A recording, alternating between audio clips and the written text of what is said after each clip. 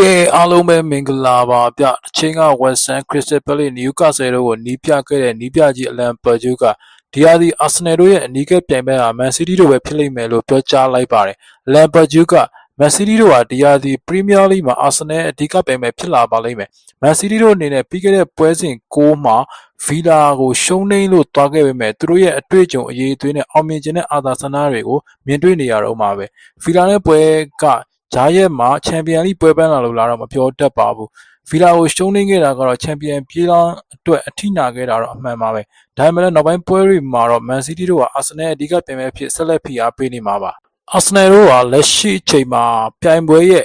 တန်းစီစီအားကိုဥဆောင်နေပြီးမန်စီးတီးကို6မှတ်ချန်ပီယံလီဗာပူးကို9မှတ်ဖြတ်လို့ထားပါတယ်လမ်ပါဂျူးကဆက်လက်ပြီးမီကေအာတီတာနဲ့အာဆနယ်ပွဲတွေကိုကျွန်တော်ကြည့်ဖြစ်ပါတယ်သူတို့ရဲ့ရလဒ်တွေကစားပုံတွေအတော်လေးကိုကောင်းပါတယ်အာဆနယ်တို့ရဲ့အခြေအနေကအတော်လေးကိုကောင်းနေပဲမန်စီးတီးကိုတော့သူတို့ short ထွက်ထားလို့မရပါဘူးဗီလာကိုရှုံးနေခဲ့ပဲမန်စီးတီးတို့အသင်းရဲ့ title race အတွက်စိန်ခေါ်နိုင်စွမ်းကိုတော့သူတို့ကြောက်တင်ပါတယ်မန်စီးတီးနဲ့ပတ်သက်ပြီးကျွန်တော်စိတ်ပူတာကသူတို့အနေနဲ့ဟာလန်ပေါ်မှာအလုံးစုံမိကုန်လွန်းနေတာပါပွဲဆက်များလာတဲ့အခါဟာလန်ရဲ့အခြေအနေနဲ့ပတ်သက်ပြီးစိုးရိမ်စရာဖြစ်လာပါလိမ့်မယ်လို့ပြောကြားသွားပါတယ်မိတ်ဆွေတို့အနေနဲ့ရောလက်ရှိပရီးမီးယားလိဟာနှစ်ကောင်နဲ့ပြေးတော့မယ်မင်းဖြစ်သွားပြီလားဆိုတာဆွေးနွေးပေးပါဦး